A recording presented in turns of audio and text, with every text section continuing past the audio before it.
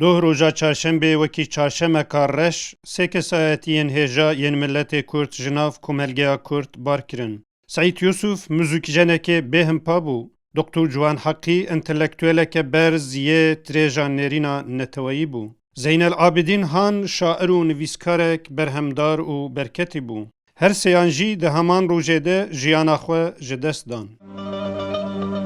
تراژدیا ملت کرد یا به صدان ساله دومدکه خود جیانا هنرمند و روشنبیرن وان دجی دده در. افجی پرتوبلاویا وان یا لسرانسری دنیا.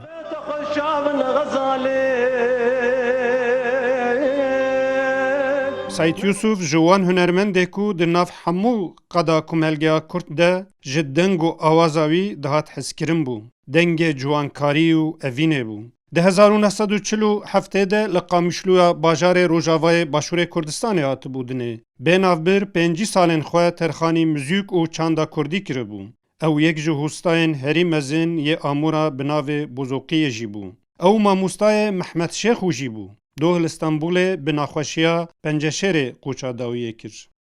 دکتر جوان حقی لسوید و نروژ دکتر اکیه نخوشین درونی یه ناسکری بو. قزنجا جکارن خویم پروفیسیونل دکر لکار کردایتی خش دکر. مالپرا بناوه مدیا کرد یا بناوه CNN کرد یا بناوه روشباش. دوان هر سه مالپران دیجی گلک نویسکار و روشنبیرین کرد در فتا جه گوتن و نویساندنا خودی تبون. دگل خاطر خواستنا جوان حقی اف هر سه مالپرین کرد پروریه جی سیوی و بخوادیمان. دکتر جوان حقی جه شیخ رش یه ولایت شرنخ یا باکور کردستان بو.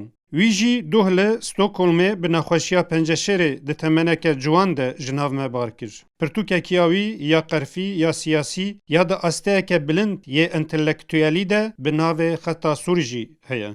زین العابدین هان رومان نویس شاعر و وشانگر بو. نویسکار رومانا بناو بنفشن طاریه بو. دگل بدهان برهمندی. زین العابدین هان ده 1961 ده لوارتویا باکور کردستان هات بودنه. لزانکویا انقره بشا فلسفه خوانده بو. پشتی سال نوتان وکی پنابرک سیاسی لالمانیای لبرلینه بجه بو. لبرلینه دو وشانخانه جی آوا کربون. ایوار و هان. ویجی دو روژا چهارشنبه به وقت به نخوشیا پنجشیر جناو مبار کرد.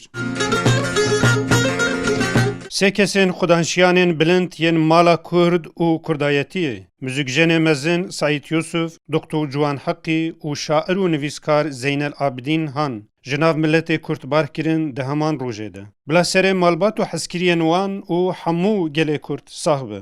محمد سانر، کردستان تیوی، استانبول.